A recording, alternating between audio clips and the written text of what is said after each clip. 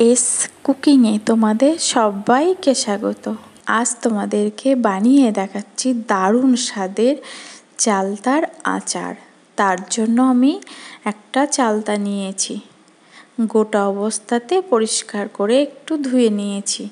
নিয়ে চালতা যেমনভাবে কাটে তোমরা তো সবাই জানো, ভিতরের অংশটা ফেলে দিয়ে এরকম করে কেটে নিয়েছি, একটু খোসা ফেলে নিয়েছি।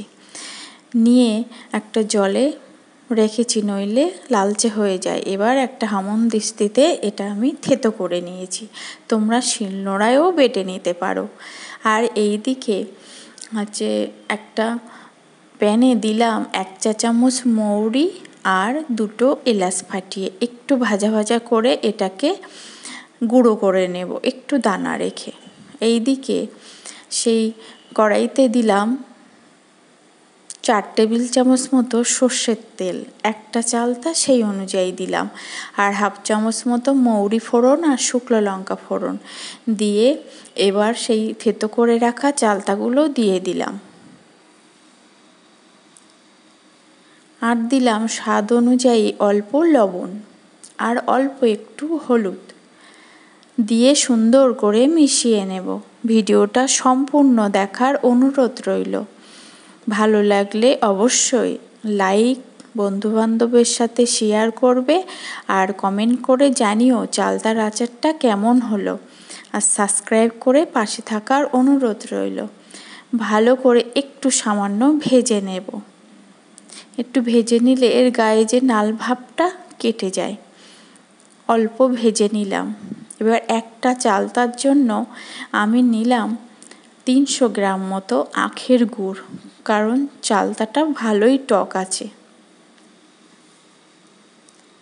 তোমরা এতে চিনিও ব্যবহার করতে পারো, কিন্তু আখের গুড়টা দিলে না কালারটা দারুণ আসবে। আখের গুড়টা দিয়ে লো আঁচে এটাকে ভালো করে রান্না করে নেব।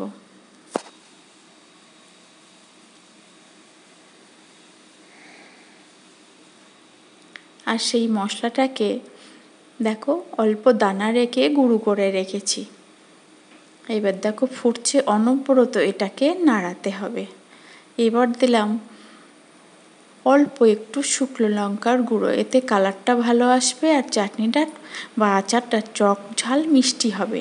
আর দেখো যখন হাতে এরকম 1 তার 2 তার এসে যাবে তখন গ্যাসের ফ্লেমটা অফ করে সেই গুঁড়ো মশলাটা দিয়ে সুন্দর করে মিশিয়ে নেবে। অফ করেই মশলাটা দেবে, তাহলে এর গন্ধটা দারুণ আসে বা সেন্টটা।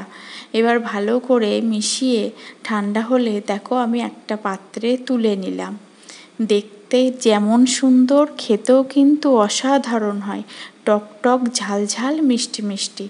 তোমরা এইভাবে বানিয়ে সারা বছর জুড়ে খেতে পারো। সারা বছরের জন্য এতে অল্প একটু ভিনিগার মিশিয়ে নেবে বা লেবুর রস।